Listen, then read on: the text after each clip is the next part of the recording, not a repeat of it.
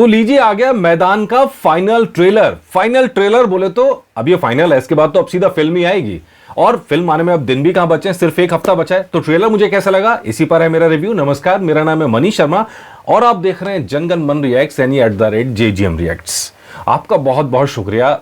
मतलब 6 महीने के अंतराल में 41,000 आपका बहुत बहुत शुक्रिया, सही में बहुत बहुत शुक्रिया, दिल से बहुत बहुत शुक्रिया।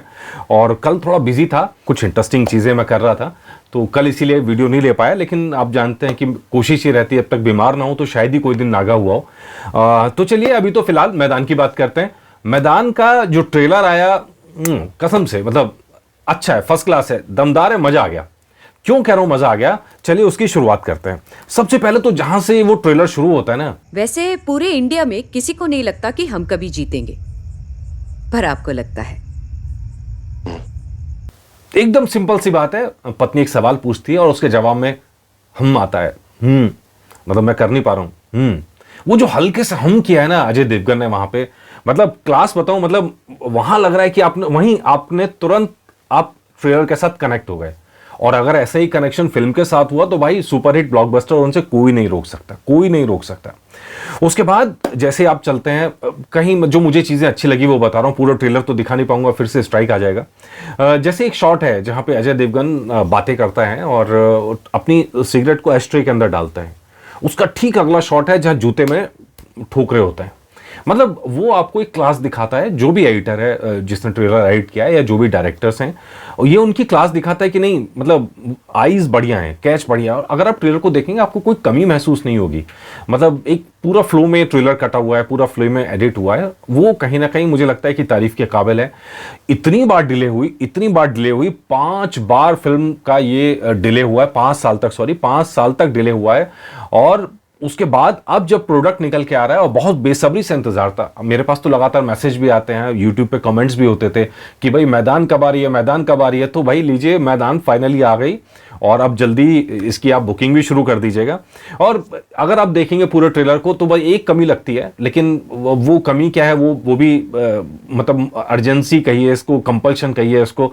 एक नेगेटिव कैरेक्टर है जो लगातार तंग करता है, जो आमतौर पर स्पोर्ट्स फेडरेशन अगर आप देखते हैं तो वो आपको नेगेटिव कैरेक्टर आपको हर जगह दिखाई देगा। आप कोई भी फिल्म उठा के देख लीजिए, वो कैरेक्टर आपको जरूर दिखाई देगा, वही विलन है, वो स्पोर्ट्स फेडरेशन से ही होता है नॉर्मली।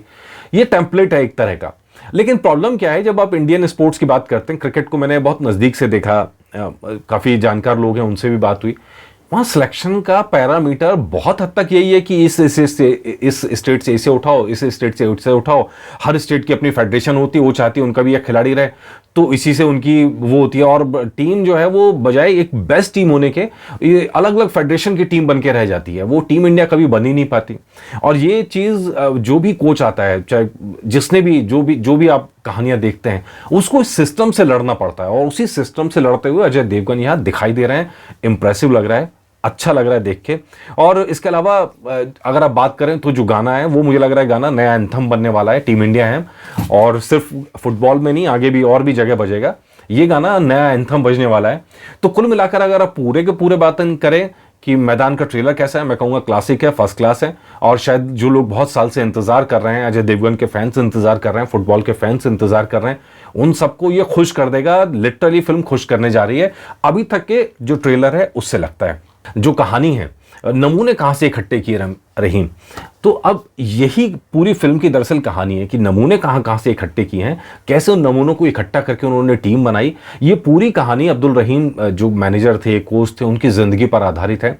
और लगातार ट्रेलर के अंदर ऐसा लगता है कि अजय देवगन लगातार हार रहे हैं और उसके बाद गो बैक के नारे लग रहे हैं। लेकिन एक स्क्रीनशॉट अगर आप देखेंगे तो उसके अंदर आपको लिखा हुआ दिखाई देगा, कोई GS सोढ़ी थे, उनको रिजाइन करने की डिमांड की जा रही है, यहाँ अब्दुल रहीम से रिजाइन करने की डिमांड नहीं की जा रही है।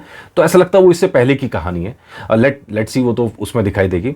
लेकिन अब्दुल रहीम को अगर आपको समझना है तो आप देखेंगे, अगर ओलंपिक गोल्ड के हिसाब से, ओलंपिक मेडल के हिसाब से, तो आप अब्दुल रहीम को समझ नहीं पाएंगे। और वही कहानी इस फिल्म में समझाने की कोशिश की गई है। अब्दुल रहीम का होना या उनका कोच होना या उनका मतलब क्यों ये फिल्म बन रही है उसको समझने के लिए इसलिए आपको जरूरत है कि वो शख्स थे जिनके बूते भारत की टीम ब्राजील ऑफ एशिया कही जाने लगी थी। सबसे पहली टीम बनी थी ओलंपिक्स के अंदर एशियन टीम जिसने ओलंपिक्स में फुटबॉल टीम जिसने क्वालिफाई करा था, ये अपने आप में किसी चमत्कार से कम नहीं था। मतलब हम फुटबॉल के बेसिकली कंट्री नहीं है, लेकिन उस समय में भी हम मतलब ओलंपिक्स तक पहुंच गई, ये अपने आप में सबसे बड़ी बात थी। 1952 से 62 के बीच की घटनाएं हैं।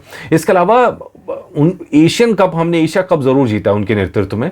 तो ये सारी चीजें फिल्म के अंदर आपको दिखाई देंगी, वो सारे चैलेंजेस जो अब्दुल रहीम ने झेले या उस समय भारतीय फुटबॉल को झेलने पड़े। आप शॉट देखेंगे, कुछ एक शॉट्स ऐसे भी हैं जहाँ खिलाड़ियों के पास जूते नहीं हैं, मतलब रिसोर्सेज की कमी। फेडरेशंस तो उस समय नई नई बनी थी, लेकिन फेडरेशंस पर जिन लोगों का कब्जा था वो आज भी वही हाल है, वो स्पोर्ट्स वाले लोग होते नहीं है।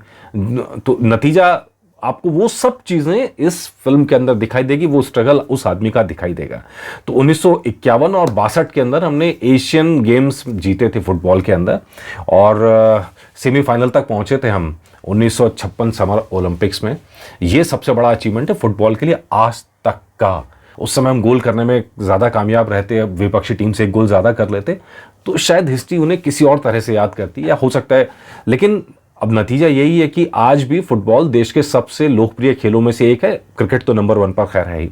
तो खैर, जैसा अब्दुल रहीम को मुश्किलें झेलनी पड़ी, वैसे ही मैदान फिल्म को भी झेलनी पड़ी है, बोनी कपूर को भी झेलनी पड़ी है, पूरी टीम को झेलनी पड़ी है, क्रू को झेलनी पड़ी है। 5 साल तक फिल्म डिले हुई है, और इन 5 साल में कभी कोरोना आ गया, और बोनी कपूर तो बताते हैं 3.5 साल तक एक सेट खड़ा रहा और उसका वो किराया देते रहे। हालांकि मैं कोशिश कर रहा था बजट जानने की, अभी तक मुझे बहुत ज़्यादा कंफर्म नहीं हुआ है कि बजट कितना है, और जब तक कंफर्म नहीं होगा मैं लेके नहीं आऊँगा आपके लिए। तो लेकिन 60 करोड़ में प्राइमरी तौर पर था कि 60 करोड़ के अंदर फिल्म बना ली जाए, और उसको फिर ब्लॉकबस्टर उनसे कोई नहीं रोक सकता। जैसे ही आप 150 करोड़ से ऊपर पहुँचेगी फिल्म, वैसी ब्लॉकबस्टर हो जाएगी। लेकिन कोरोना के चलते में डिले, और डिले पे डिले, और एक बार तो साइक्लोन आ गया, पूरा सेट ही उड़ गया। मतलब ऐसी बहुत सारी चीज़ें झेलनी पड़ी हैं फिल्म को। तो लेट्स सी, फिल्म के लिए हमारी शुभकामनाएं, अजय देवगन को हमारी शुभकामनाएं। और ख़ास बात, और आज तो अजय देवगन का जन्मदिन भी है, और उनके जन्मदिन के लिए उनको बहुत बहुत शुभकामनाएं। जैसी मेहनत वो करते हैं वो करते रहें।